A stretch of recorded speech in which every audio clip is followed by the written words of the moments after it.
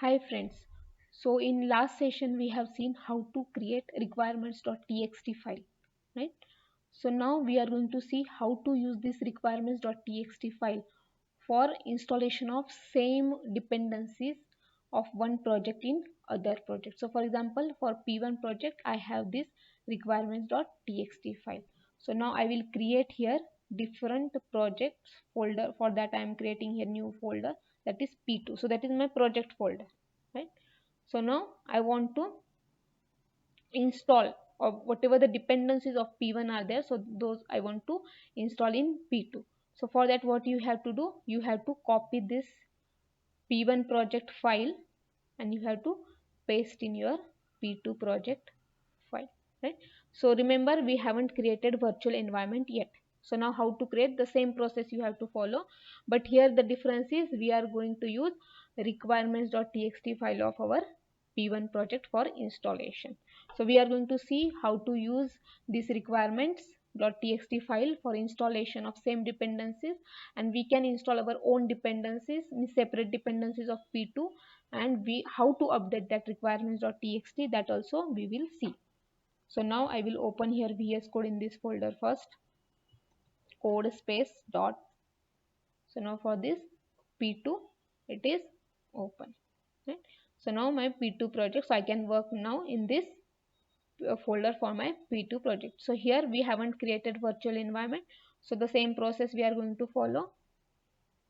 So new terminal we have to open and we have to create here virtual environment. So python -m venv.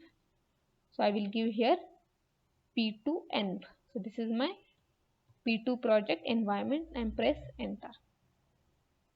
Right? Now it has created a folder for our P2 environment, right? And this is the requirements.txt of our P1 project. So using this P1 project's dependencies, now we are going to do installation, right? So now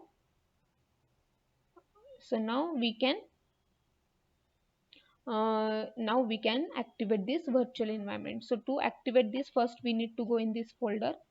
So I have told in the previous some videos, cd, then we have to run a script, activate script. So now our virtual environment is activated. Now we have to come out of this folder. So now whatever work I am going to do, so that will be part of this virtual environment. So here in the same way I will create one test file, test.py. So now this is project 2, this is not project 1. So the project 1 is running here. For example, my project 1 is running here. So I have deactivated this virtual environment, only I am using its requirements.txt. Now I am working on P2 project. Okay. So now here also I want to do installation, but what I want all the requirements or dependencies in this project 1. So I want those in project 2 also. So how to use this requirements.txt for installation? We have to use pip install, you have to use -r flag and requirements.txt file, requirements.txt. So this is the exact name of this file, so requirements.txt, and you have to press enter. So make sure your computer is connected to internet.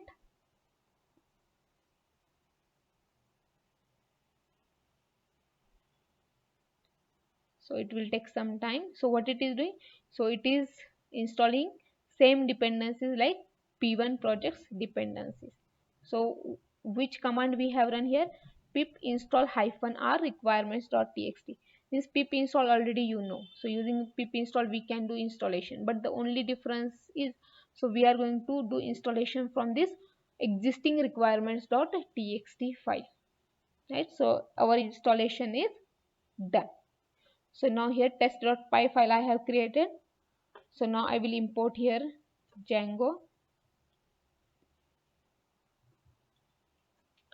Then I want to print its version.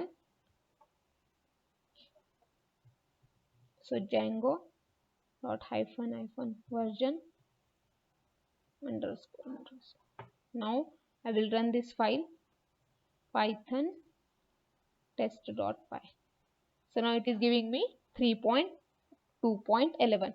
So this is same as our requirements.txt. So using this we have done installation in our this p2 project.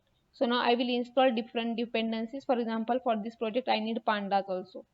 So I will give here pip install pandas. So now it is downloading. So latest version of pandas is 2.0.2.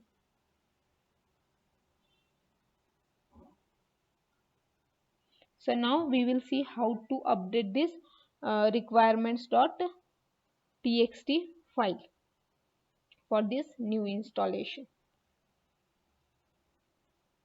So it is taking some time.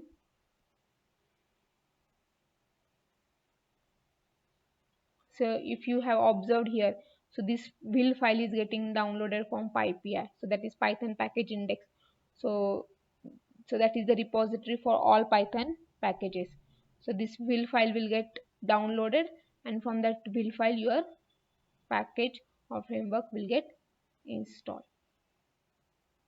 Requirements already satisfied. Some dependencies are same, so that's why it is giving. So tz is already there, so that's why it is giving. So for pandas working you need numpy, so that is the pandas dependency, that's why it is downloading numpy also.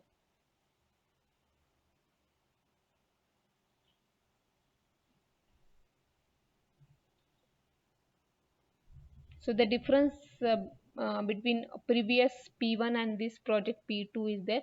So we have used p1's requirements.txt file, right? So this p1's requirements.txt file we have first copy and pasted in this p2 project folder, and we are doing so using that also we have done installation. So these are the dependencies. Now we are installing different dependencies which are specific to this p2 project. So that is we need pandas.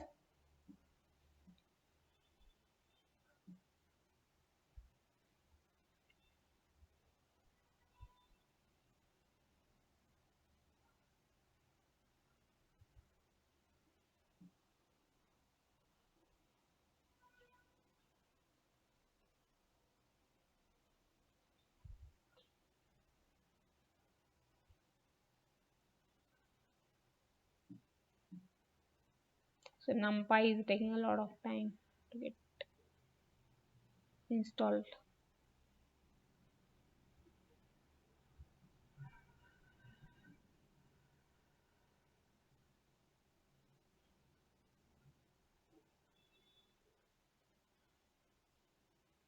So it is just downloading numpy, so then it will install.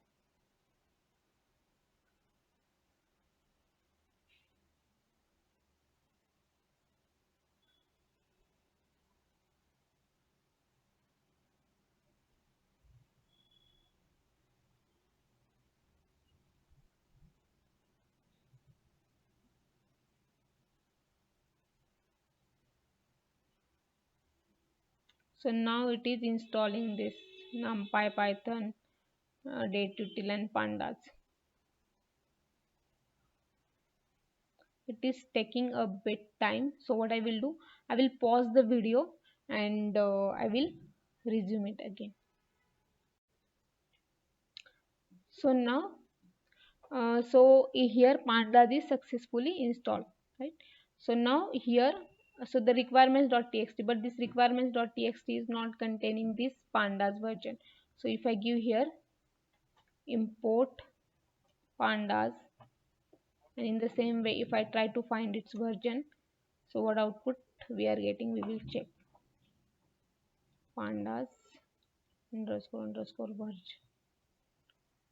right? So if I run this project test.py, so I am getting for Django I am getting 3.2.11, and for pandas I am getting 2.0.2. but if I check my requirements.txt, so here pandas is not mentioned because our file is not updated. So how to update this? So you have to run the same command pip freeze greater than symbol and requirements dot So it should be requirements.txt